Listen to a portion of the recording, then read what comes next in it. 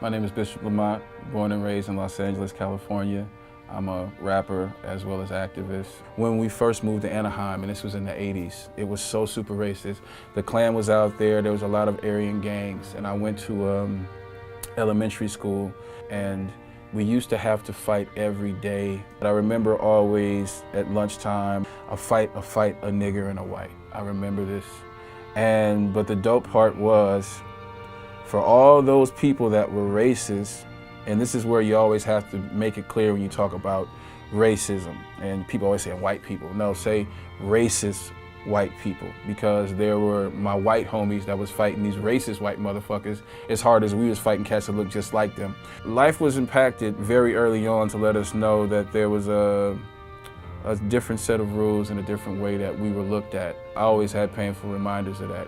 Going in the stores or being anywhere where there were police, just how we would be perceived. You have to be careful with the police because you always fit the description. Cops would pull up on us some random, throw us up against cars, shake our backpacks out. You know, at this time was, it'd be my Walkman, my cassettes, whatever. Smash our shit, talk crazy to us, and just drive off.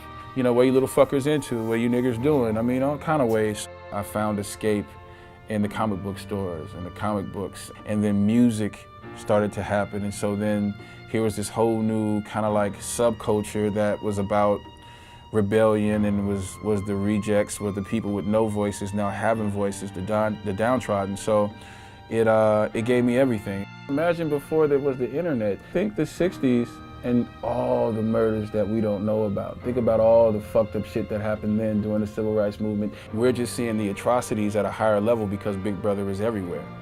Thanks to Trump, alternative facts, there's a way to twist up the language and to disguise racism and just flat out just fucked up, sick hatred. And when you have people that champion it to give them even more heart and confidence to do things like drive up to New York to stab a black man, you want to kill black people, it's more prevalent than ever. I feel like if you have a platform, you shouldn't be selfish with it.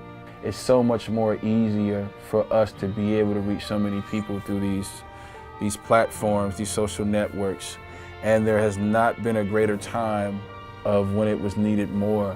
Most of my family comes from the South, and so I know with my grandmother and great-grandmother and just countless people have gone through to get here and to get me here. So if I don't use my life, my gifts, my voice, to at least speak on the bullshit, at least acknowledge the fuckery, at least say shit is going down and we need to be active about it. The same way that we want to be involved in sports and we want to wear all the jerseys and have the tailgate parties and all this shit and be there.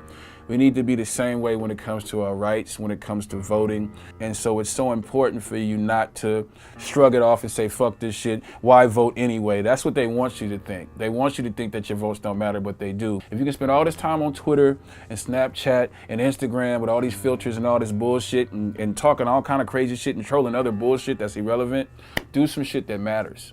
Reflecting on it, from the days of being a kid and fighting on the fucking playgrounds, and it's me, it's Asians, it's white kids that are not racist fighting racist ass white kids. We're all together fighting, and that needs to be taken to the higher level now, of where those same little fucking asshole racist kids are now the ones that are fucking up the country. And so the only way to combat them and to hit them where it hurts is us having unity. It's always power in numbers, and it takes that collective. It's a beautiful world of too many different varieties, but it's all one race, and it's the human race, and that's what it's got to get back to if there's going to be any real change.